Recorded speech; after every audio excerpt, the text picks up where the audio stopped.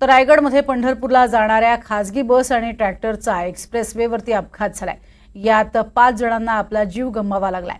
बसमध्ये 54 प्रवासी प्रवास करत होते।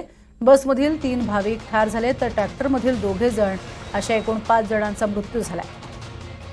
8 जण जखमी आहेत। पनवेलमधल्या शिवकर गावाजवळ हा अपघात घडलाय। रात्री 12:30 ते पाऊण 4 दरम्यान पुण्याकडे जाणाऱ्या मार्गावरती हा अपघात झाला। यात मृत्यू झालेले बसमधील भाविक कल्याण डोंबिवलीचे राहणारे होते। अनेक जण जखमी असून सगळ्या जखमींना कामोठ्यातल्या एमजीएम इथे दाखल करण्यात आलं।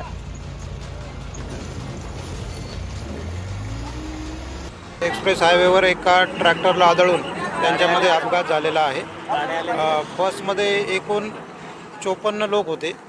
त्यापैकी आतापर्यंत आपण 42 लोक एमजीएम हॉस्पिटलला उपचारांसाठी हलवलेले आहेत।